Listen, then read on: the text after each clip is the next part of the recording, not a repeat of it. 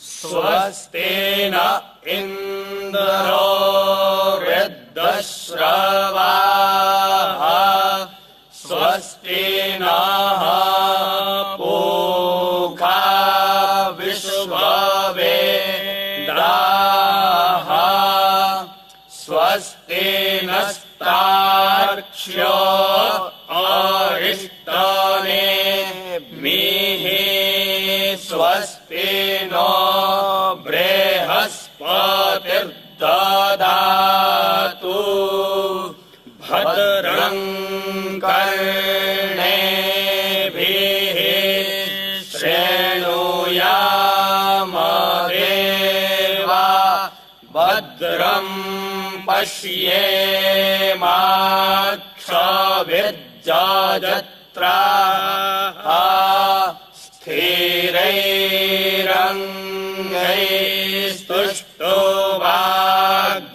स्थिरैरङ्गैस्तुष्टुवाग्ंसस्तनु विद्यासेमाहिते वाहितञ्जदायुः।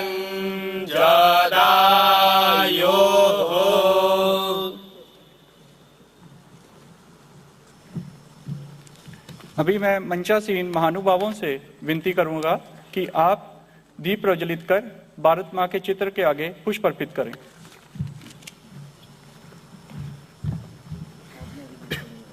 हरि ओम समिदाग्निन्दो वस्याता घृतैर्वो धायता तिथिं आस्मिन् हविया जुहोताना सोसामिद्धाय शोचिखे घृतन्ते वरञ्जुहोताना अगनाये जातवेदासे तन्तवासामिद्भिरङ्गिरो घृते नवरदयामासि बृहच्छोचारविष्टिया उपतवाग्ने हाविकमातिर्घृता चेर्जन्तो हर्जाता जो कसवासामेधो मामा।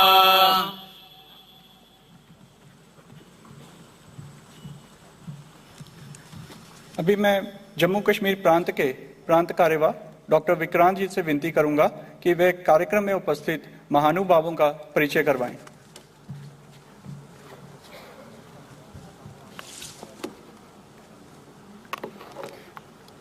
आज के इस कार्यक्रम में इस सभागार में उपस्थित सभी को मेरा सादर नमस्कार।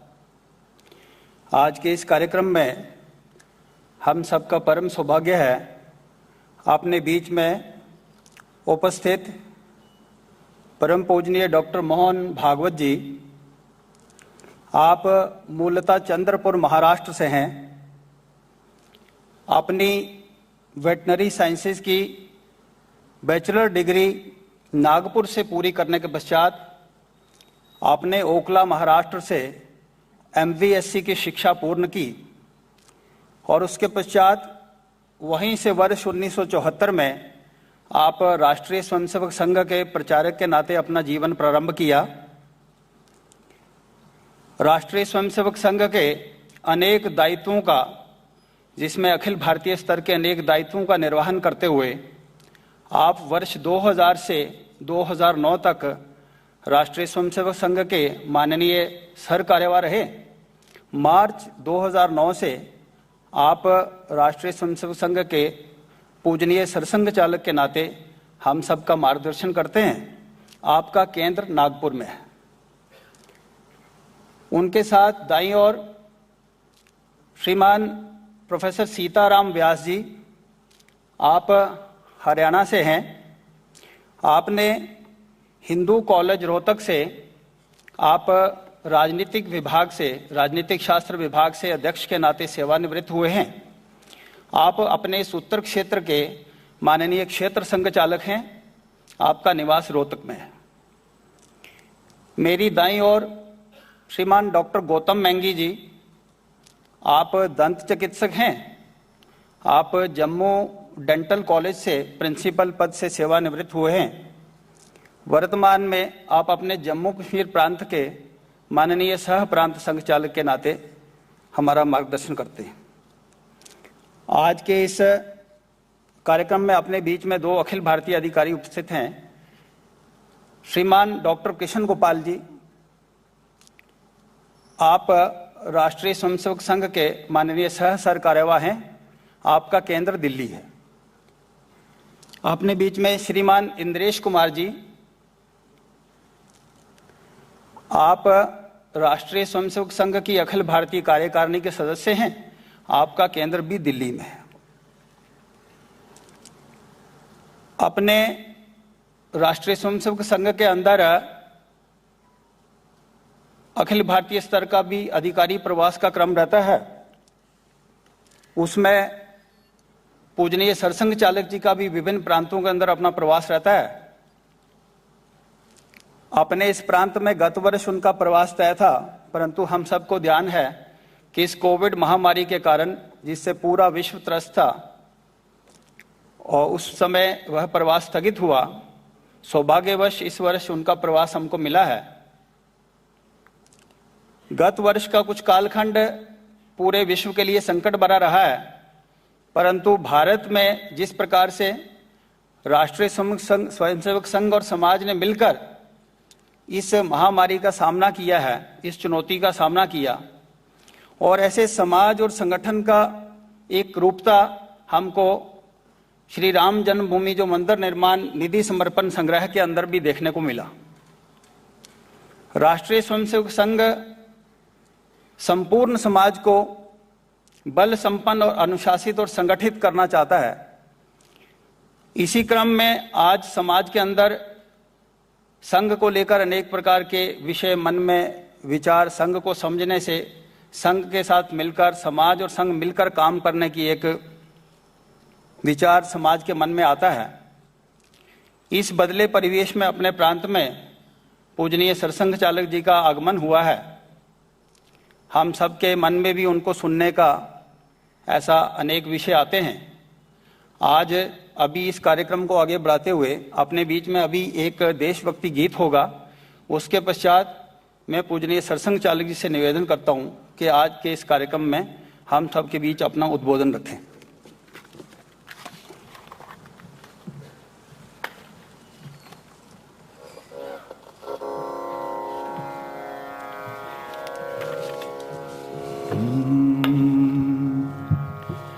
जब सारी दुनिया भूली थी, माँ तुमने दीप जलाया था।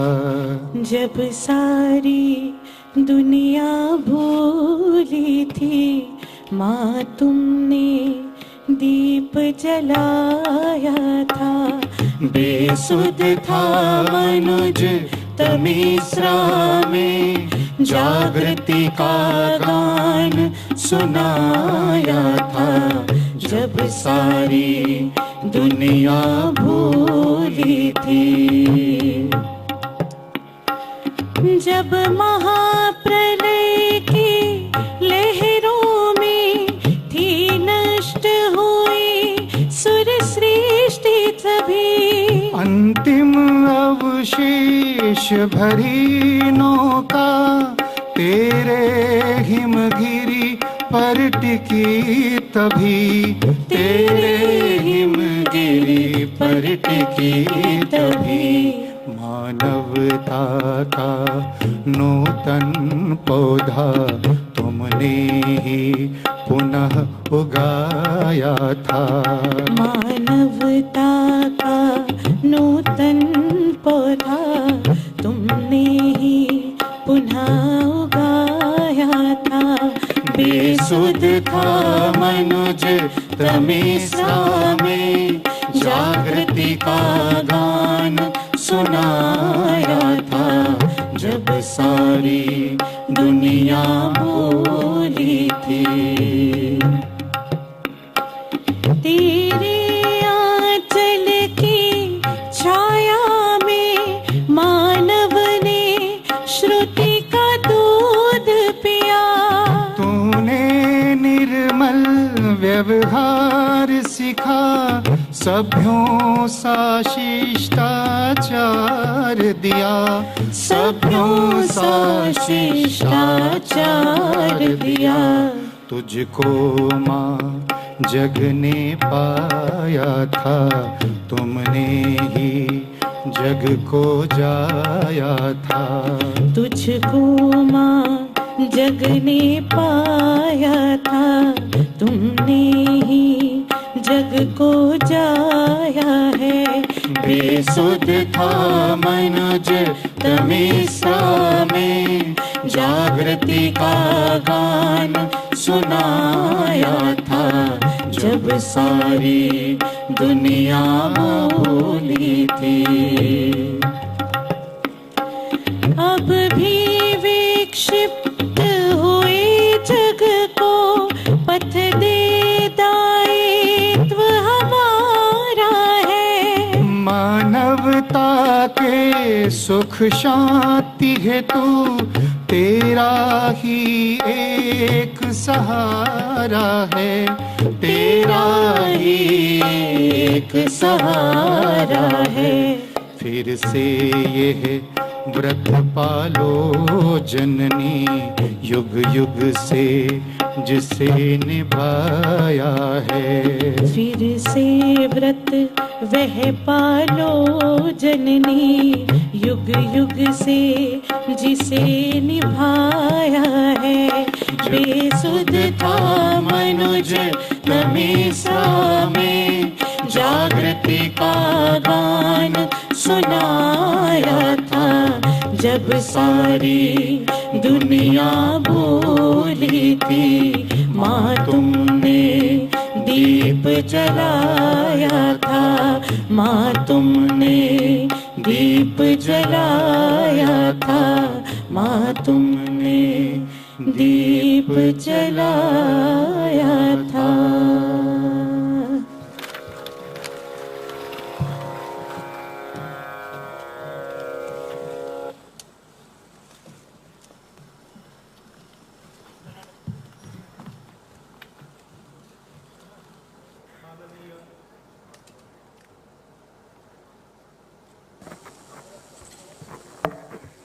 माननीय क्षेत्र संघ चालक जी, माननीय प्रांत संघ चालक जी, परम श्रद्धेय संत वृंद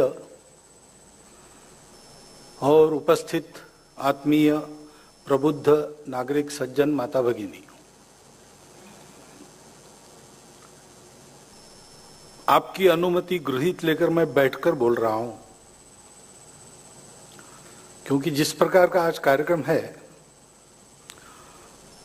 उसमें मैं भाषण ऐसा नहीं करने वाला।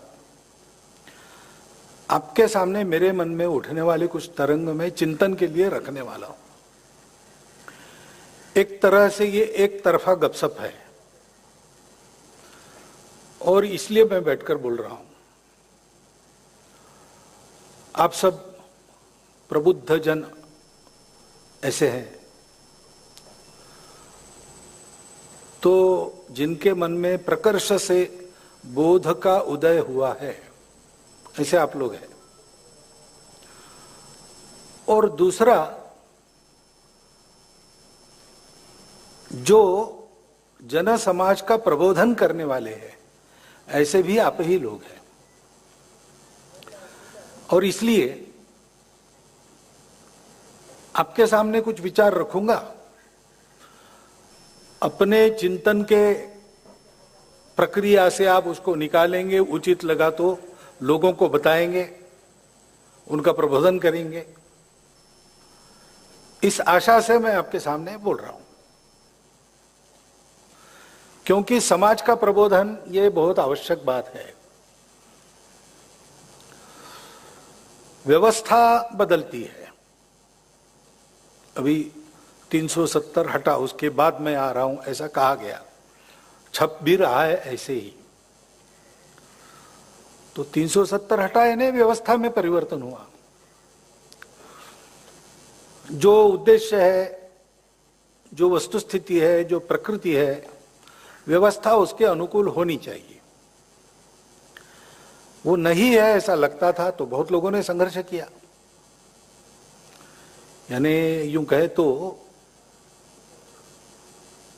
श्यामा प्रसाद मुखर्जी प्रजा परिषद आंदोलन के समय से जिस एक बात को मन में लेकर यहां संघर्ष हुआ, बलिदान हुए, वो मन की आस अपनी पूरी हो गई, ये हमने देखा। ऐसी परिस्थिति में मैं यहां हूं और उसका आनंद भी आप लोगों के मन में है, ये पता चलता है। परंतु केवल व्यवस्था परिवर्तन से नहीं होता है, क्योंकि व्यवस्था को चलाने वाले तो व्यक्ति रहते हैं, वो समाज से आते हैं,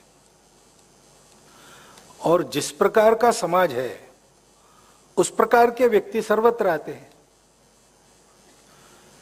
इसलिए अंग्रेजी में कहावत है, people get the government they deserve. तो जैसे हम हैं वैसे हमारे नेता। अब राजनीति है, एक दूसरे पर आरोप प्रत्यारोप, एक दूसरे की गलतियां नहीं, ये खेल चलता है, चलने दो। लेकिन थोड़ा उन बातों से अलिप्त होकर हम विचार करें तो जैसे हम हैं वैसे हमारी प्रतिनिधि है। और इसलिए हमारी प्रकृति के अनुसार, हमारी वस्तुस्थिति के अनुसार, हमारी आकांक्षाओं के अनुरूप व्यवस्था तब आएगी जब हम अपने आप को ठीक से समझते होंगे और ठीक से समझकर उस प्रकार अपना विकास करने के लिए हर प्रकार से संकल्पबद्ध होंगे। और ऐसा कुछ भव्य कार्य करना है तो उसके आड़े आने वाले क्षुद्र विचार, विकार और बाधाएं, उन पर मात करके अपने संकल्प को पूरा करेंगे ही, ऐसे निश्चय से अनुप्राणित सारा समाज हो। व्यवस्था बनाने में अनेक लोग लगते हैं, व्यवस्था को बिगाड़ने में बहुत थोड़े लोग चाहिए। इसलिए सारा ही समाज ऐसा अनुप्राणित होना चाहिए। वास्तविक समाज इस शब्द का अर्थ ही ऐसा है। समाज यानी केवल भीड़ नहीं, केवल समूह नहीं। गणित में सेट होता है, समान प्रकार की वस्तुएं, उनका समूह, उसको सेट कहते हैं। तो सेट समाज नहीं है, मनुष्यों का सेट ये समाज नहीं है, वो समज है। एक प्रकार का जन्म जिनको मिला है, सब मनुष्य है, लेकिन वो समअज तब बनते हैं जब उनके सामने एक उद्देश्य होता है। उनका अपना जीवन, सामूहिक जीवन एक उद्देश्य के लिए चलता है। हम भारतवर्ष के लोग हैं, क्या संपूर्ण भारतवर्ष के समाज के आगे ऐसा कोई उद्देश्य है? भले ही आज भूल गए हों, लेकिन उनके सामने ऐसा कोई ध्येय रखा गया है? उस ध्येय को पूर्ण करने के लिए क्या कभी उन्होंने पुरुषार्थ किया है? हमको अपने आप को समझना पड़ेगा। हमारे यहां हमारा ये जो समाज है, उसको समाज इसीलिए कहा जाता है कि उसके जीवन का एक उद्देश्य है, और वो बाकी सारी दुनिया से एकदम अलग विशिष्ट उद्देश्य है। उस उद्देश्य की परिपूर्ति के लिए इस समाज की निर्मिति हुई। उस पुरुषार्थ को करने के लिए जो व्यवस्था बनाई गई, उसको हमारे यहां राष्ट्र कहा गया। बाकी दुनिया में अलग बात है, सर्वाइवल का प्रश्न था, और यह माना जाता था कि there is struggle for existence and the fittest will survive. तो मनुष्य प्राणी वैसे तो बहुत अशक्त है, सृष्टि में सबसे अशक्त मनुष्य प्राणी है।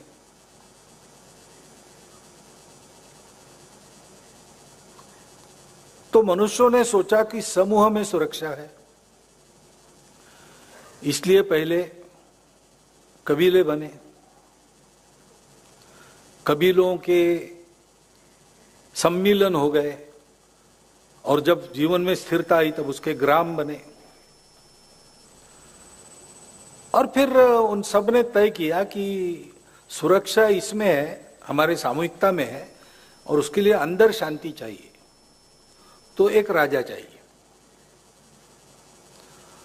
तो एक व्यक्ति प्रमुख, उसके अधीन सारे अधिकार, और वो सबको नियमित करे, सुख शांति बनाए रखे और सुरक्षा का प्रबंध करे। उसके नेतृत्व में सारा सुरक्षा का प्रबंध होगा। ऐसा वो राजा बन गया। लेकिन मनुष्य की बुद्धि पतित होती है, तो राजा लोग अत्याचारी बन गए। तो अत्याचारी बन गए तो फिर ऐसे कुछ महापुरुष निकले, साक्षात्कारी लोग निकले, जिन्होंने कहा कि विश्व का राजा कौन है? ये मनुष्य राजा थोड़ी है, असली राजा तो भगवान है। और सब मानवीय राजाओं को उसके अनुशासन में चलना पड़ेगा, तभी उनको मारा जाएगा, नहीं तो उनमें नहीं मानेंगे। और इसलिए दुनिया में एक रिलीजन नाम की चीज, जो एक विशिष्ट अनुशासन मानती है, विशिष्ट पुस्तक मानती है, विशिष्ट भगवान का रूप मानती है, सत्य का रूप मानती है, और एक उसके तहत जो व्यवस्था बनती है, उस व्यवस्था में सबको बाध्य करती है कि उसी के अनुसार चले, उसी का अनुशासन माने। ऐसी एक व्यवस्था धर्म से नियंत्रित, राजा भी उसके अधीन, ऐसा चला। बाद में झगड़े भी हुए, राजा और धर्माचारी इनके झगड़े हुए, कौन अधिकारी है। उन झगड़ों में एक समझौता भी हुआ, ये मैं पश्चिम की बात कर रहा हूं, कि मरने के बाद के जीवन का विचार धर्माचार्य करेंगे, और जब तक इस देह में जीवित है उसका विचार राजा करेगा। इसलिए एक शब्द आ गया दुनिया के इतिहास में, जो हमारे यहां था नहीं, आजकल है, लेकिन वैसे गैर लागू है। वो शब्द है सेक्युलर। तो राज्य सेक्युलर रहेगा, धर्माचार्य शासन, ऐसे चला। लेकिन धर्माचार्यों का भी ऐसा इतिहास रहा पश्चिम में बाद में, कि इन सारी बातों को उन्होंने व्यापार की वस्तु जैसा बना दिया। क्या लगता है, क्योंकि फ्रांस जैसे देश में और मध्य युग में बड़े बड़े अमीर लोगों से और सरदारों से पैसे लेकर स्वर्ग में उनकी सीट रिजर्व की जाती थी। ऐसा जब हुआ तो अब जाए कहां मनुष्य? राजा भी ठीक नहीं, और धर्म के अधिकारी जो कहलाते हैं वो भी ठीक नहीं। सभी अपना अपना स्वार्थ पूरा कर रहे हैं, और शोषण बढ़ा है। तो मनुष्य जाति के हाथ में विज्ञान लगा, और फिर उन्होंने वैज्ञानिक लोगों ने ये कहा कि कुछ नहीं, हम जानते हैं सारी सृष्टि को जानना चाहते हैं, जानो, प्रयोग करो, अनुभव लो, और प्रतीति से जो सिद्ध होता है उसी को मानो। भगवान को भी अगर मानना है तो भगवान को हमारे टेस्ट ट्यूब में आना पड़ेगा। और उसके आधार पर ऐसे जो भ्रमजाल बुने जाते थे इन सारी बातों को लेकर, उसका भेद हुआ, मनुष्य जाति सुखी हुई, विज्ञान में कितनी प्रगति हुई। लेकिन प्रगति तो हुई, लेकिन ये भी बात आई सर्वाइवल ऑफ द फिटेस्ट। तो सब लोग स्पर्धा करने लगे, और सारे सुख के साधन अपने ही हाथ में केंद्रित करना, ऐसी उनकी बात चली। उसके चलते शोषण जन्मा। तो व्यक्तिवाद के विरुद्ध दूसरा परिवर्तन आया, समाजवाद खड़ा हो गया। उस समाजवाद ने भी रशिया में, चीन में क्या क्या किया अब जानते हैं हम लोग, इसलिए उसके विरुद्ध भी प्रतिक्रिया हुई। फिर से लगा कि ये व्यक्तिवाद और जड़वाद हावी होगा। दूसरे तरफ से एक नया वामपंथ, न्यू लेफ्ट के नाते फिर से जड़वाद और समाजवाद हावी होगा, ऐसा चल रहा है। इस सारे खटपट में, संघर्षों में 2000 वर्ष से ये प्रयोग हुए, लेकिन मनुष्य को सुख नहीं मिल रहा है, संतोष नहीं मिल रहा है। साधन सुख के बहुत बढ़ गए, विज्ञान जैसा एक अमोघ साधन अपने हाथ में आ गया, उसके कारण बहुत सारी बातें हम जानने लगे, मनुष्य के जानकारी का स्तर, ज्ञान का स्तर बहुत बढ़ा,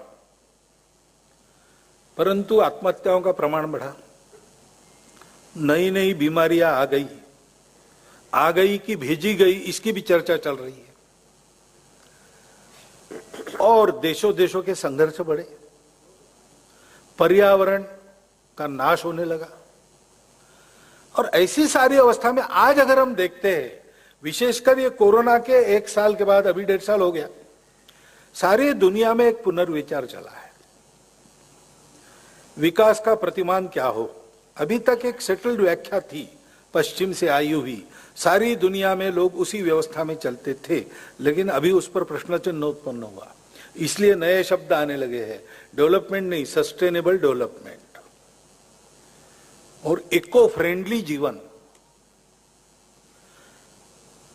अब हमारे यहां ये तो बहुत पहले से है, दुनिया को आज उसका पता चल रहा है और रास्ता नहीं मिल रहा है, अभी भी रास्ता नहीं मिल रहा, और इसलिए ये विचार चल रहा है दुनिया में कि कोई तीसरा रास्ता होना चाहिए,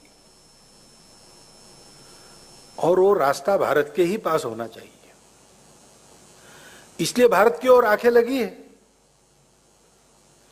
क्योंकि भारत में ये सारी बातें नहीं थी। हमने 6000 साल कम से कम खेती की है अपनी जमीन में, भारत में हमारी जमीनें आज भी देती है। अफ्रीका के जमीन जैसी कुंवारी जमीन में पाश्चात्यों के कारण 600 साल की खेती हो गई, वो जमीन ऊसर बन गई, अब उसको बार बार विश्राम देना पड़ रहा है। हमारे यहां उस समय की तकनीकी के उच्चतम आविष्कार थे, ढाके की मलमल जैसी मलमल आज भी कंप्यूटराइज्ड मशीन पर बनना कठिन बात है, लेकिन हमने बनाई। उत्कृष्ट क्वालिटी का फौलाद, अभी स्तंभ है, दिल्ली में स्तंभ है, जंग नहीं खाता, सांची में है, जंग नहीं खाता, नागपुर की हमारी टेक्निकल इंस्टीट्यूट है, उन्होंने रिसर्च किया, झारखंड के जंगलों से लोगों को ले आए, उनका 32 लोगों को उठाकर कहीं पर भी ले जा सकते हैं, ऐसा 32 लोगों के द्वारा उठाकर ले जा सकते हैं, ऐसा फर्नेस, उसमें उन्होंने फौलाद बनाया। उसके कुछ 27 पैरामीटर्स उन्होंने तय किए, पूरे 27 पैरामीटर्स की कसौटी पर खरा उतरने वाला फौलाद और कोई बना नहीं सका है अभी तक। हमारे यहां इतनी प्रगति थी। विलियम डैली रिम्पल अपने पुस्तक में लिखता है कि ईस्वी सन 1 से लेकर ईस्वी सन 1700 तक भारत आर्थिक दृष्टि से पूरे दुनिया में अग्रणी था, दुनिया के उत्पादन में सबसे अधिक योगदान उसका था, दुनिया के व्यापार में सबसे अधिक हिस्सा उसका था। हम आर्थिक दृष्टि से अग्रणी रहे, सारी बातों में अच्छे होने के बाद भी हमारा पर्यावरण खराब नहीं हुआ। हमारे यहां आपसी कटु संघर्ष ऐसे नहीं हुए। विदेश के संपर्क में आने के बाद, सिकंदर के आक्रमण के पश्चात हमारे यहां पर ही सारा अधपतन का दौर चला है। तो हम ऐसे अलग विशिष्ट क्यों बने, और हमको इन सारी बातों की, संकटों की बाधाएं अपने पद्धति से हम चलते थे, तब क्यों नहीं हुई? वहां पर जो राष्ट्र बने वो इस सर्वाइवल के डर से बने, फिर कोई एक फैक्टर मानव निर्मित, उसके आधार पर एकता करना। भाषा के आधार पर इंग्लैंड एक राष्ट्र है, आयरलैंड, स्कॉटलैंड, वेल्स और ब्रिटेन, अंग्रेजी भाषा वहां विकसित हुई आपसी संघर्ष में से ही, उसके आधार पर उनके संबंध बने। जब तक अंग्रेजी भाषा है यूनाइटेड किंगडम है, अंग्रेजी भाषा अगर समाप्त हो गई तो यूनाइटेड चला जाएगा, किंगडम्स रहेंगे। आर्थिक व्यापारिक हितों की समान दृष्टि के आधार पर यूनाइटेड स्टेट्स ऑफ अमेरिका एक देश है, उसमें जब संघर्ष होता है तो वहां भी आजकल चलती है एक रिलीजियस फिलॉसफी पर, इस्लाम के आधार पर अरब एक राष्ट्र है, सारे अरब कबीलों को जोड़ के रखने वाला इस्लाम है। वो अगर कहीं नहीं रहा तो उनका विघटन होने में देर नहीं होगी। इस प्रकार मनुष्य निर्मित कृत्रिम आधारों पर ये राष्ट्र बने और उन आधारों में मनुष्यों को बनाए रखने की आवश्यकता के कारण राष्ट्र यानी उसके साथ एक शासन ये आवश्यक हुआ, इसलिए कहते हैं नेशन स्टेट। और वो अपने अपने स्वार्थ का जतन करते हैं, विश्व एकता की और बंधुता की कितनी भी बातें करे, सब करते समय अपने स्वार्थ को पहले रखते हैं। अपने स्वार्थ को नुकसान नहीं है तो ढेर सारा परोपकार करेंगे। अपने स्वार्थ के लिए अगर दूसरे का अपकार भी करना है तो आगे पीछे नहीं देखेंगे। हम इतिहास देख रहे, वर्तमान देख रहे दुनिया का। आपको उदाहरण देने की मुझे आवश्यकता नहीं। हमारे यहां ऐसा नहीं हुआ। हमारे यहां सुख तो सबको चाहिए, हमको भी चाहिए, लेकिन हमारे यहां सुख की खोज में हम लोग बीच में रुके नहीं, बाकी दुनिया रुक गई, क्योंकि उन्होंने सुख की खोज बाहर ही की, बाहर के पदार्थों में सुख खोजा। और सदा सर्वदा टिकने वाला, कभी फीका न पड़ने वाला सुख बाहर की दुनिया से कभी मिलता नहीं। आज तक मिला नहीं, आज भी नहीं मिल रहा है, कल भी नहीं मिलेगा, क्योंकि वो दुनिया ही स्वयं परिवर्तनशील है। लेकिन उन्होंने उसके आगे सोचा नहीं, क्योंकि जितना दिखता है उतना ही है, उसके आगे कुछ नहीं, ऐसा मानकर वो रुक गए। अपने यहां एक कथा है छांदोग्योपनिषद में कि असुरों का राजा विरोचन, देवों का राजा इंद्र, दोनों समाज है, थे मानव समाज ही। असुर जरा शक्ति के आधार पर, डंडे के आधार पर सारी बात मनवाने के पक्ष में रहते थे, वैसा उनका व्यवहार होता था। और देव लोग भावनाओं का आदर करते थे, करुणा थी उनमें, बाकी थे मनुष्य ही। दोनों समाजों ने अपने अपने पद्धति से भौतिक वैभव का चरम प्राप्त कर लिया, कोई बात किसी बात की कमी नहीं, लेकिन संतोष नहीं, समाधान नहीं। तो दोनों अपने अपने गुरुओं के पास गए। विरोचन शुक्राचार्य के पास गया, इंद्र गया बृहस्पति जी के पास, और पूछा क्या करें, हमने सब की, अब कुछ करना शेष नहीं। दुनिया में जो कुछ है सुख का साधन बन सकता है, हमारे पास है, चाहे जब है चाहे जितना है, लेकिन समाधान नहीं, संतोष नहीं, सुख भी फीका हो जाता है, क्या करें। तो दोनों के गुरुओं ने उनको एक ही सलाह दी कि ब्रह्मा जी के पास जाओ, वो आत्मा को जानते, ये आत्मा चीज ऐसी है कि वो शाश्वत है, अमर है, कभी मिटती नहीं, और परम सुख का निधान है, सदा टिकने वाला, कभी फीका न पड़ने वाला। ऐसा सुख उसके पाने से मिलता है, आत्मा को पाने से कुछ भी पाना शेष नहीं रहता। पूर्ण समाधान, पूर्ण संतोष। तो ब्रह्मा जी के पास जाओ, प्राप्त कर लो। तो दोनों गए, वलकल पहनकर, शिष्य भाव से हाथ में समिधा लेकर, और दोनों को एक ही काम के लिए जाना था, साथ ही चले गए। ब्रह्मा जी के सामने उपस्थित हुए, उनके ध्यान से बाहर आने की प्रतीक्षा की। ब्रह्मा जी ने आंखें खोली, देखा दोनों सामने हैं, वलकल पहने और समिधा हाथ में। तो उन्होंने कहा अच्छा कुछ सीखने के लिए आए हो तो समिधा वहां रख दो यज्ञ कुंड के पास, और बताओ क्या चाहिए। तो समिधाएं रखी, नमस्कार किया और पूछा ब्रह्मा जी को कि आप आत्मविद्या को जानते हैं, आत्मा अमर है, शाश्वत है, और उसके पास सारा सुख है, कभी भी फीका नहीं होता है, और आत्मा अमर है इसलिए वो सुख भी शाश्वत है। तो उसको हमको देखना है, उसको कैसे देखना हमको विद्या बताइए। तो ब्रह्मा जी ने कहा कि तुम देखते कैसे हो? आंखों से देखते हैं। तो फिर आंखों में कौन देखता है तुम्हारे? तुम देखते हो ये नहीं क्या? तो तुम्हारे आंखों में जो देखने वाला बैठा है ना, तुम हाथ भी हो, तुम पैर भी हो, तुम आंख भी हो, लेकिन ये तुम कौन है जो सब जगह है? वो तुम्हारे आंखों के अंदर बैठा है, उसको देख लो, वही आत्मा है। तो भी कैसे करना, तो दोनों एक दूसरे के सामने खड़े हो गए और एक दूसरे की आंखों में आंखें डालकर देखा तो प्रतिबिंब दिखा अपना अपना। क्या दिखेगा, वही दिखता है। तो उन्होंने मान लिया कि ये जो हम दिख रहे वही आत्मा है, और उस आनंद में दोनों वापस चले। मार्ग में वैतरणी नदी को लांघना था, नौका में बैठकर विरोचन चप्पू चला रहा था, इंद्र शोभा देख रहा था। उसको ध्यान में आया कि जो आत्मा जिसको हम कहते हैं पानी में अपना प्रतिबिंब, वो तो चप्पू चलाने से नष्ट हो जाता है। तो उसने विरोचन को कहा कि गड़बड़ हो गया, कुछ ब्रह्मा जी ने गुत्थी डाली है अपने सामने सुलझाने के लिए, ये तो नष्ट हो रहा है, आत्मा तो अमर है, शाश्वत है। विरोचन ने कहा नहीं नहीं भाई, ऐसा क्यों करेंगे, बहुत परिश्रम से यहाँ तक आए, अब फिर एक बार वापस जाना वगैरह हमको नहीं चाहिए। हम समझ गए जो दुनिया में दिखता है वही सच है, उसके परे सच कुछ नहीं है। इसलिए इस हाड़ मांस के शरीर को अच्छा बनाओ, बलशाली बनाओ, इसी के लिए सब कुछ करो। ये जितना लंबा जिएगा और जितना ज्यादा भोगेगा उतना ही सुख है। इसको शाश्वत बनाओ, इसको अमर बनाओ। और इसलिए विरोचन वापस नहीं गया, वो इसी धारणा पर बाकी उस संस्कृति का विकास हुआ, आसुरी संस्कृति।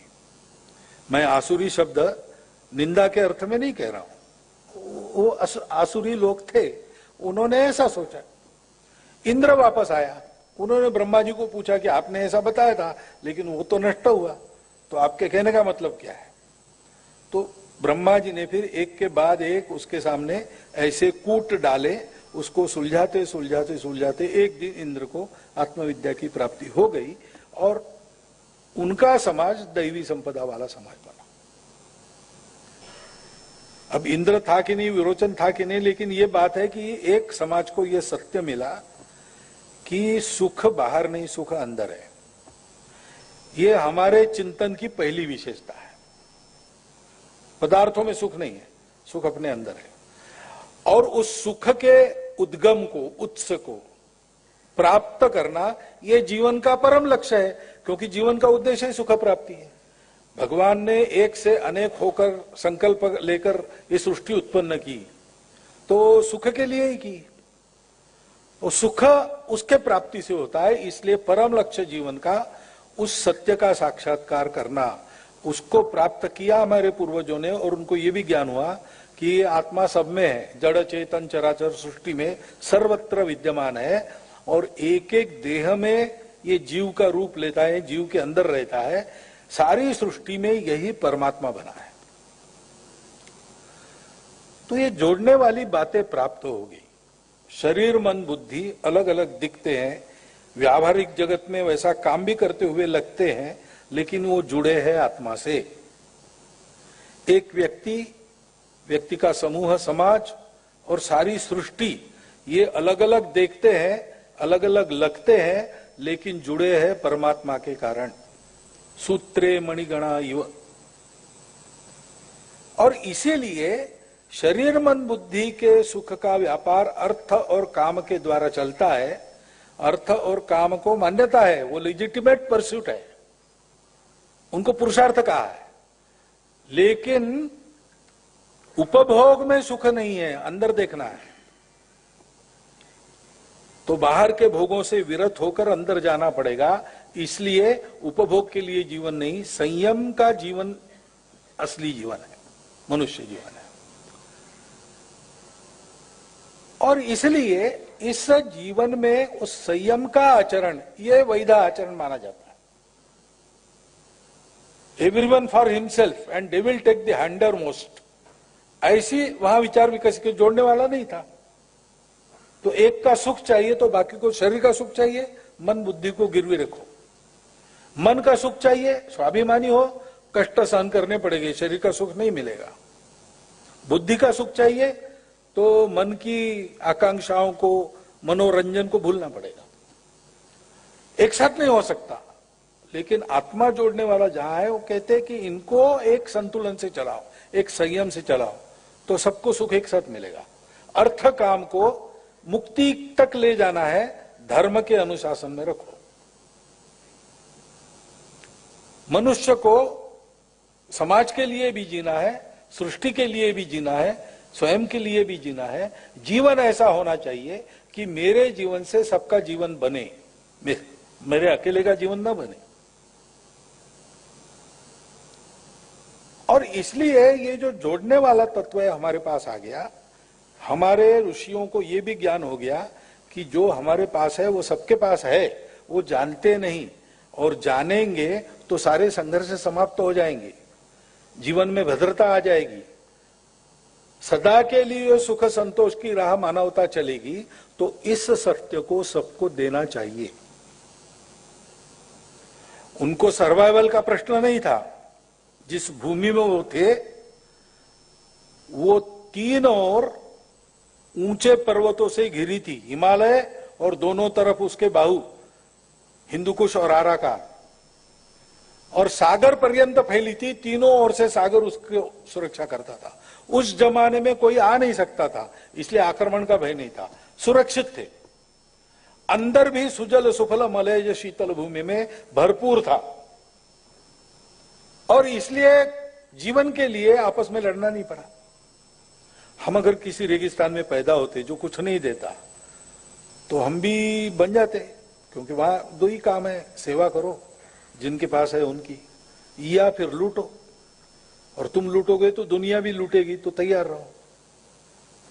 या यूरोप जैसी भूमि होती हमारी आधा देने वाली, तो हम भी जहाजों में बैठकर देश विदेश की यात्रा करके धन कमा के व्यापार के आधार पर अपनी कुछ चीजें देकर वहां से चीजें लाते। और इस प्रक्रिया में वहां के स्थानीय व्यापारियों को मात देने के लिए हमको छल कपट का अवलंबन करना पड़ता। हम ऐसे नहीं बने, क्योंकि हमारी भारत माता सुजल सुफल मलय जो शीतल है, और पहले से विविधताएं हमारी है। जन्म बिभ्रति बहुधा विवाचसम नाना धर्माणम पृथ्वी मनुष्य। हमारे यहाँ अनेक भाषा बोलने वाले लोग बहुत पहले से है। हमारे यहाँ अनेक देवी देवताएं बहुत पहले से, उपासना के अनेक मार्ग है। लेकिन जोड़ने वाला तत्व हमारे पास होने के नाते हमने इन सबको, विविधताओं को एक ही एकता का श्रृंगार माना। आज हम कहते यूनिटी इन डाइवर्सिटी, लेकिन हमारे यहां वास्तविक विचार तो है डाइवर्सिटीज ऑफ यूनिटी। ये एक ही प्रकट हुआ है इतने रूपों में, इनमें विरोध नहीं है, इसमें कोई अंदर का कोई बाहर का नहीं है। मेरे समझ के विस्तार की आवश्यकता है। मैं जन्मा, मुझे केवल भूख समझ में आती थी। एक दिन के बाद मां का परिचय हो गया, 3-4 दिन के बाद पिता का भी परिचय हो गया, धीरे धीरे बचपन में रिश्तेदारों का परिचय हो गया, कुटुंब की भावना आई। खेलते खेलते, हंसते खेलते, बड़ा होते होते गांव को अपना मान लिया, जिले को अपना मान लिया, प्रदेश को अपना मान लिया, देश को अपना माना। ऐसा करते करते कैसे बन गया मैं? माता च पार्वती देवी, पिता देवो महेश्वरा, बांधवा शिव भक्ताश्च स्वदेशो भुवनत्रयम्, अयम निज परो वेति गणनाम लघुचेतसाम, उदार चरिता नाम तु वसुधैव कुटुंबकम। मनुष्य के जीवन की यात्रा केवल भोग की यात्रा नहीं है। शरीर को पुरुषार्थ करने के लिए, सक्षम करने के लिए अर्थ काम का अर्जन करना धर्म के अनुशासन में, और अपनी चेतना का विस्तार इतना करना कि संपूर्ण विश्व ही मेरा अपना बन जाए, कुटुंब। मैं पूरा विश्व बन जाऊं और सारा विश्व मुझ में दिखे, मैं देख सकूं मेरे अंदर, मैं देख सकूं सब में उसी को। ऐसे जीवन का तरीका, ये हमारा विशिष्ट तरीका रहा। उस तरीके को गांव गांव, देश देश पहुंचाना है, सारी दुनिया को बताना है। तो उसका साधन क्या है? तो ऋषियों के दुर्धर तप के कारण इस उद्देश्य को लेकर उन्होंने तप किया, प्रयास किए। भद्रमिच्छन्त ऋषय स्वर्विदा तपो दीक्षाम उपसे दुरग्रे। विश्व के कल्याण की इच्छा रखने वाले ऋषियों ने दुर्धर दीक्षा लेकर तप किया। ततो राष्ट्रम बलम ओजस्य जातम, उससे हमारा राष्ट्र बना, हमारा बल बना, हमारा ओज बना। हम किसी स्टेट के तहत राष्ट्र नहीं बने। हमारे सामने संपूर्ण विश्व को सुख शांति युक्त, मनुष्यता युक्त, सबको साथ लेकर सबका विकास करने वाला ऐसा रास्ता है। उसको हम धर्म का रास्ता कहते हैं। धर्म का मतलब हमारे यहाँ पूजा नहीं है, पूजा भी उसका एक भाग है। मनुष्य के जीवन में सर्वत्र धर्म है। मनुष्य का स्वभाव है, उसको भी धर्म कहते हैं। कर्तव्य है, उसको भी धर्म कहते हैं। इहलोक में परलोक में सुख देने वाला धर्म है, ऐसा भी कहते हैं। तथागत ने कहा कि पहले, मध्य में और बाद में सर्वत्र आनंदमय धर्म है। तो सर्वत्र सुख देने वाला जीवन का तरीका, जिसमें हर एक का स्वभाव ध्यान में रखकर उसका कर्तव्य निर्धारित किया जाता है, वो धर्म हमारे पास था। उस धर्म को सारी दुनिया को देना पड़ता है। जैसे आज की स्थिति है, संतुलन चला गया है, एक्सट्रीम पर चले जाते हैं लोग। एक्सट्रीम पर जाने के कारण संघर्ष होता है, हानि होती है, कट्टरपन भर गया है, अहंकार बढ़ गया है। मैं अपने आप को उच्च मानता हूं, श्रेष्ठ मानता हूं, जाति पाति का भेद करता हूं। हमारे देश में है बीमारी, बाहर से आई, बाद में आई, लेकिन बहुत दिनों से है और जा नहीं रही है। मैं अपने समूह को श्रेष्ठ मानता हूं और मानता हूं कि भगवान ने उसको सारे अधिकार दिए हैं, बाकी सबको उसकी दया के तहत दुनिया में रखना है। ये हमारा सामूहिक अहंकार है। ऐसे ईगोज बढ़े, प्रगति आई, विज्ञान आया, ज्ञान की दृष्टि आई, लेकिन ये अहंकार नहीं बदला। व्हाइट मैन्स बर्डन नाम की कविता लिखी गई कि जाओ सारी दुनिया के असभ्य लोगों को सभ्यता सिखाओ, और नहीं सीखते हैं तो लूटो उनको। यही किया। हमारा एकदम अलग विकास है। विश्व कल्याण के लिए हमको ये बताया गया कि हमारा पर्पस क्या है, हमारा समाज क्यों है, उस समाज के सामने उद्देश्य क्या है, ये बताया गया। एतद् देश प्रसूतस्य सकाशाद अग्र जन्मनात् स्वम स्वम चरित्रम शिक्षेरम पृथिव्याम सर्वमान। पूरे भारत के इतिहास में इतिहास ने आंखें भी नहीं खोली थी तब से यह सूत्र चल रहा है। इसी के तहत समाज चलता है, जाने अनजाने इसी को मानकर चलता है। ऊपर से कुछ थोपना नहीं पड़ता, उसका स्वभाव ऐसा बन गया। उस स्वभाव को हम संस्कृति कहते हैं। मेरा आपका जो होता है उसको स्वभाव कहते हैं। हम सबका मिलके एक जो होता है उसको हम संस्कृति कहते हैं। ये संस्कृति हमारी सनातन काल से चलती आई। देवी देवता बदलते रहे, उपासना के तरीके बदलते रहे, भाषाएं नई आती गई, पुरानी मिटती गई, प्रांत प्रदेश बदलते गए, राज्य राजा बदलते गए, लेकिन इस पूरे लंबे इतिहास में अभी तक एक सूत्र कायम है। संपूर्ण विश्व के लिए आत्मीय दृष्टि रखने वाला और स्वयं के लिए संपूर्ण शुचितामय जीवन बनाने वाला दृष्टिकोण, वो हमारी संस्कृति। आज भी देखिए भारत के सब प्रांतों में, सब प्रदेशों में आप कुछ खरीदिए, तोल के मिलेगा, ऊपर से कुछ और मिलेगा। आम खरीदने जाओ, 100 खरीदे जाएंगे, बाद में वो 5 रख देगा। चावल खरीदने जाओ, 5 किलो खरीदे, ऊपर से 1 मुट्ठी डाल देगा। सब्जी वाले के पास जाओ, धनिया हरी धनिया खरीदो, 2 जूड़ी देगा, ऊपर से 2 काढ़े रख देगा। आज भी है, सर्वत्र है, हर भाषा में भारत के इसके लिए शब्द है। दुनिया के किस धर्म ग्रंथ में ये लिखा है? ये हमारा स्वभाव है, प्रामाणिकता। गलती से भी कम नहीं जाना चाहिए। मैंने पैसा लिया है, मुझे पूरा देना है, और गलती न हो इसलिए मैं दे के रखता हूं सरप्लस। कुछ अनजाने में हो गया है तो उसकी पूर्ति हो जाएगी। ऐसी कितनी ही बातें हैं अपने यहां। बड़ों के आगे झुकना, चरण स्पर्श करना सर्वत्र है,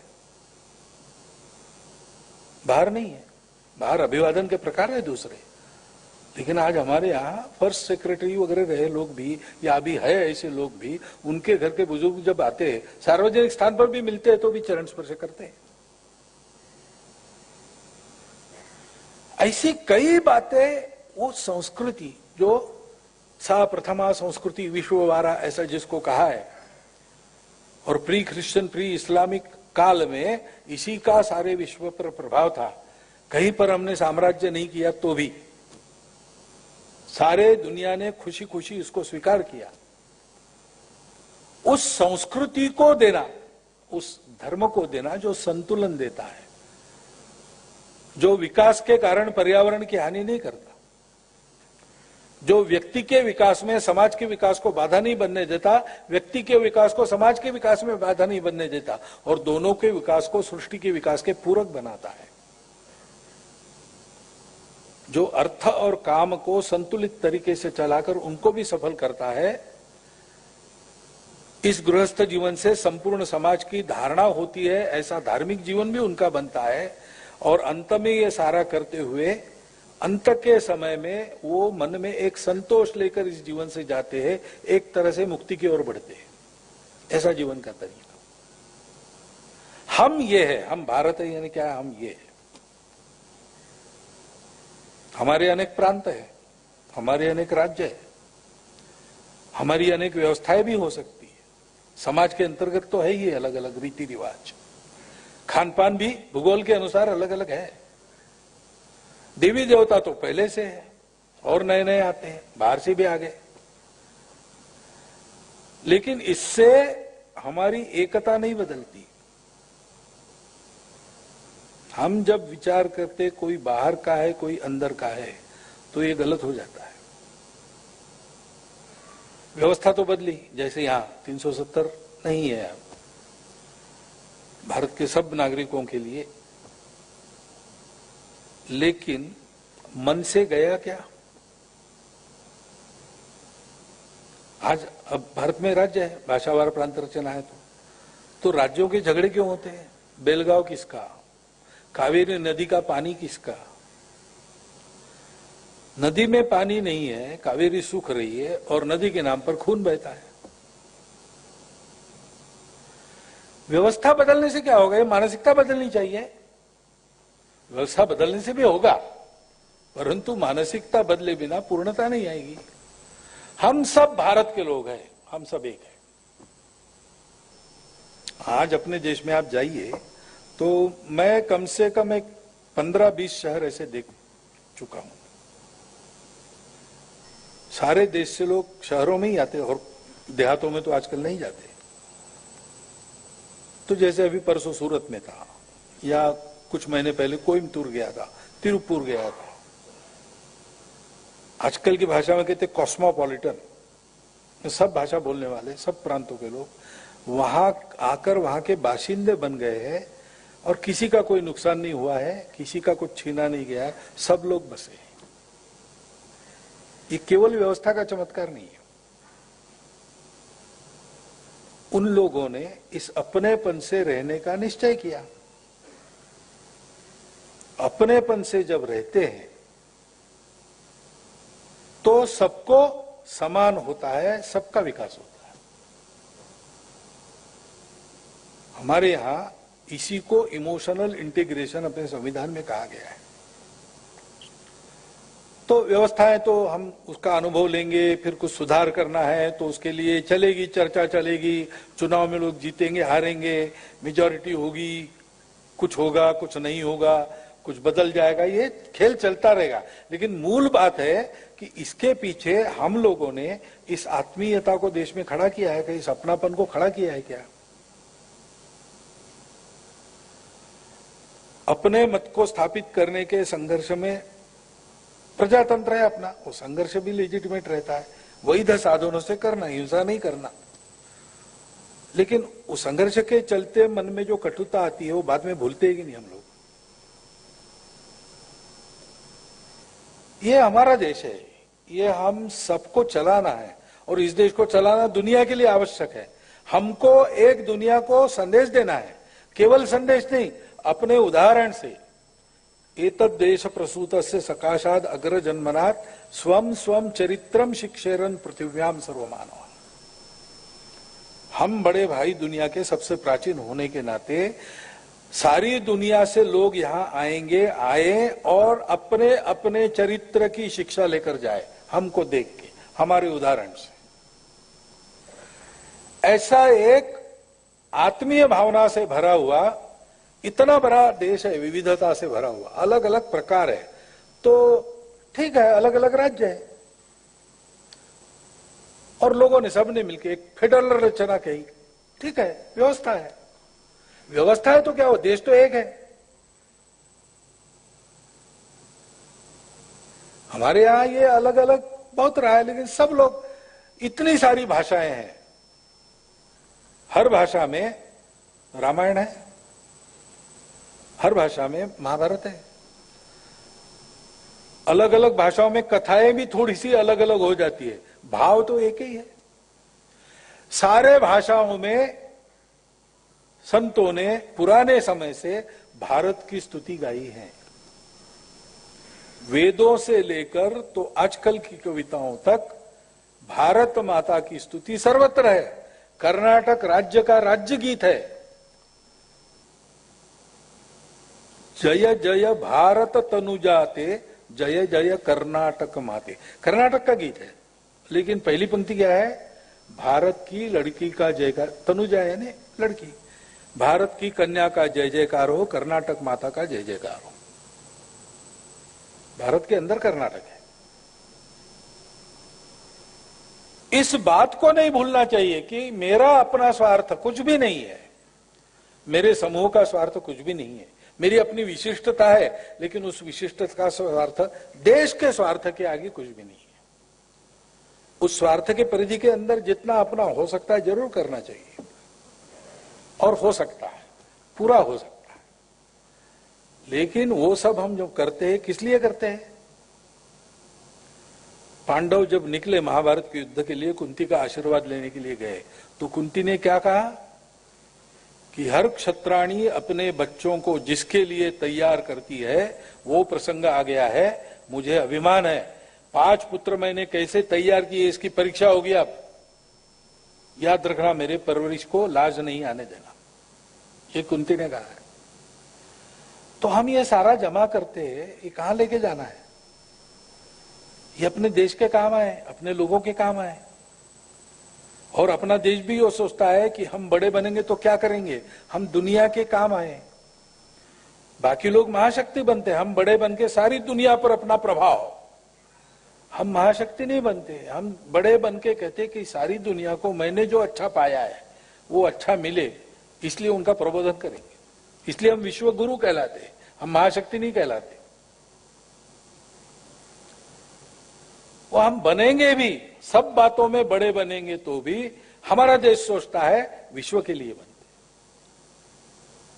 इसलिए हमारे देश का प्रत्येक व्यक्ति, प्रत्येक परिवार ऐसा होना चाहिए कि हम 2 हाथों से कमाएंगे, 1000 हाथों से बांटेंगे। हमारा विकास हम इसलिए करेंगे कि हमारे विकास में हम सबका विकास होगा। मेरे गांव का विकास होगा, मेरे समूह का विकास होगा, मेरे देश का विकास होगा, मेरे राष्ट्र का विकास होगा, उससे दुनिया का विकास होगा। इस भावना के आधार पर कोई भी व्यवस्था चलती है, इसके अभाव में ही व्यवस्था फेल होती है। अब इसके लिए आदत करनी पड़ेगी। 1000-1500 वर्षों में हम लोगों में आपस में निरंतर संपर्क की जो व्यवस्थाएं थी वो टूट गई। आक्रमण का काल था, संघर्ष हो गया, हमारे अपने स्वरूप का हमको विस्मरण हो गया, आपस में झगड़े बढ़े, भेदभावना उत्पन्न हुई, हम आपस में ही भेद करने लगे, छुआछूत जैसी बातें आ गई। इस सब को साफ करते हुए ये पूरा देश मेरा है, व्यवस्था के अनुसार चलेंगे, पूरे देश को बड़ा करेंगे। हमारे अपने अपने स्वार्थ अपने अपने जगह है, लेकिन देश पहला, देश के आगे बाकी कुछ नहीं। हमको अपने स्वार्थों को पूरा करने की स्वतंत्रता मिली तो हमारे देश के लोगों ने ऐसा विचार किया तब मिली। तेरा वैभव अमर रहे मां, हमारी 4 रहे न रहे। माता को गरीबी में छोड़कर स्वामी विवेकानंद विश्व में जाकर अपने संस्कृति का संदेश देते रहे, उनको अपने को भी सुख नहीं मिला। 39 वर्ष की आयु में मृत्यु हो गई डायबिटीज से। इतना खड़तर जीवन उन्होंने, कठिन जीवन जिया। क्यों जिया? संपूर्ण देश में, संपूर्ण विश्व में अपना देश बड़ा हो, ये समन्वय का, समता का, एकता का संदेश सारी मानवता को फिर से सुनाया जाए इस देश से। इसके लिए ऐन जवानी में सारे सपने छोड़कर देश के लिए फांसी गए भगत सिंह, राजगुरु, सुखदेव, चंद्रशेखर आजाद जैसे लोग। क्यों गए? अपने छोटे स्वार्थों को अपने राष्ट्र के हित की मर्यादा है। हम अलग अलग तो है, मैं भी अलग हूं और आपकी तो बात अलग है। मेरा छोटा भाई मेरे से अलग है, मेरी माता जी मेरे से अलग थी, मेरे पिताजी मेरे से अलग थे, लेकिन अलग थे फिर भी हम एक है। ये तो हम सब लोग कर रहे हैं जीवन में। तो कभी अपने परिवार के लिए कुछ छोड़ना पड़ता है, छोड़ते हैं हम। कभी अपने लिए परिवार कुछ छोड़ के हमको देता है। ये व्यवस्था के तहत नहीं होता है। व्यवस्था तो है, लेकिन व्यवस्था का पालन होता है। क्यों होता है? क्योंकि वो एकता की, आत्मीयता की भावना है। और उस एकता और आत्मीयता के पीछे कुछ सत्य है। हम अंग्रेजी में कहते हैं ब्लड रिलेशंस है, ये सत्य है, इसलिए परिवार एक रहता है। थोड़ा खुरापाती निकला कोई परिवार में तो भी लोग कहते हैं ठीक है, लेकिन अब अपने ही परिवार का है ना, थोड़ा उसके लिए दौड़ना पड़ेगा। ये अपनापन कहां से आ गया? हम ब्लड रिलेशन इसलिए आ गया। हम सारे देश के लोग अलग अलग भाषा, प्रांत, पंथ, संप्रदाय लेकर चल, फिर भी हम एक है। हमारी एकता का रहस्य क्या है?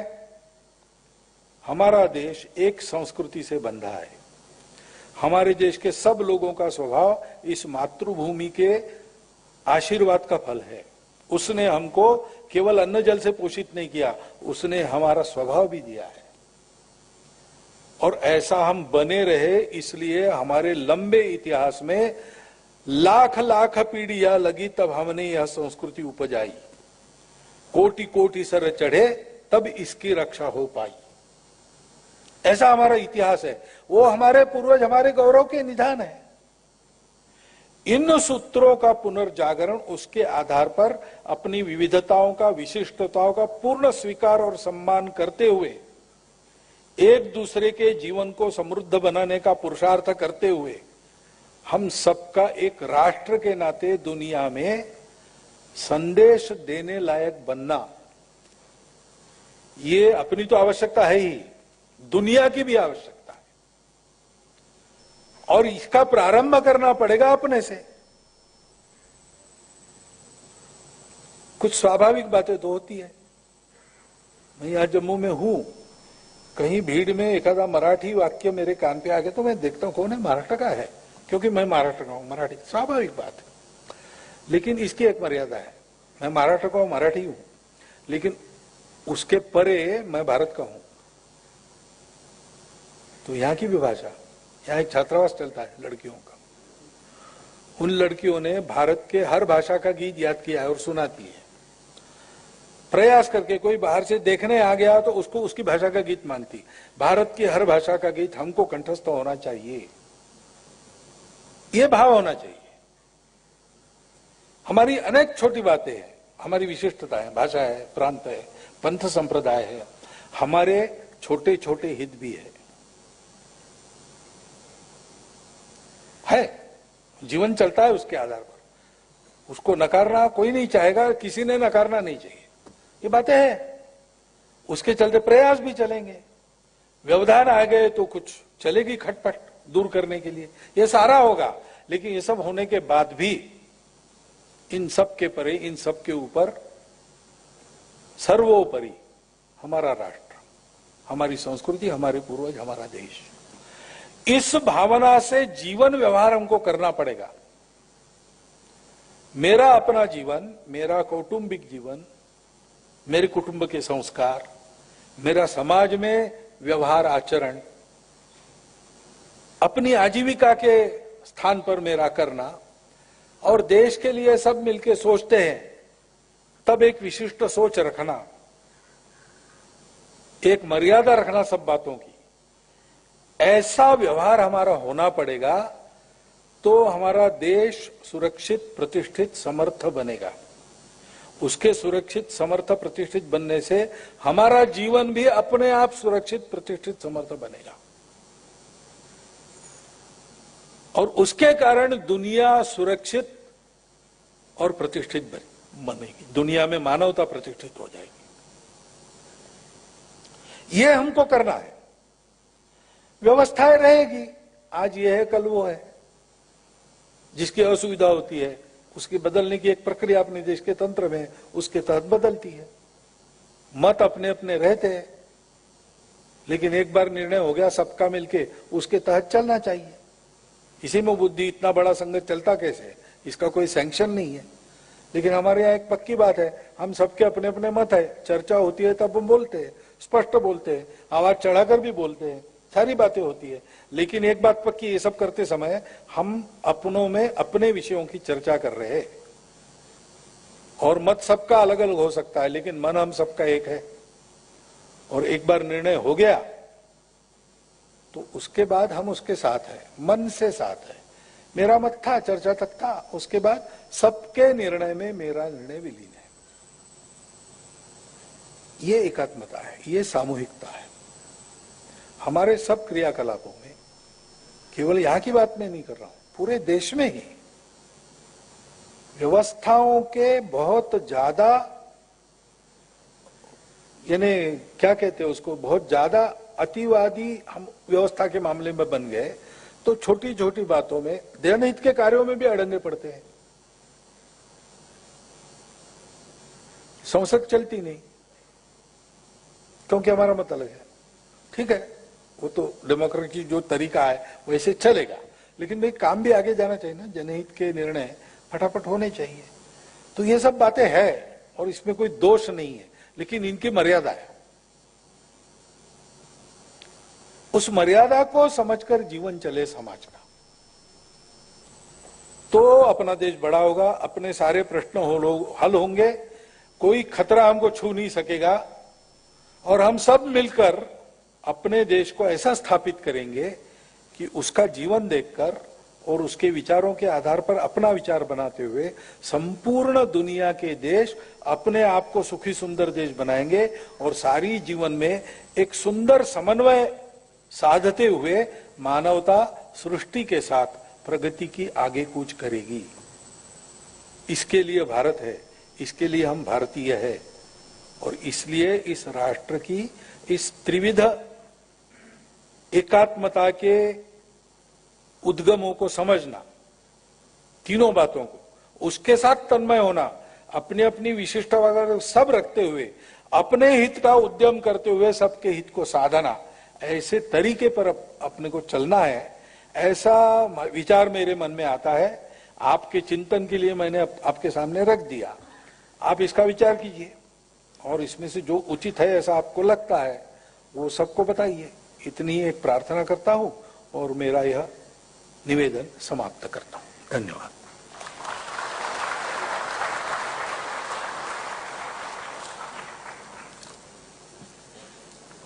अभी राष्ट्रगान होगा, हम सभी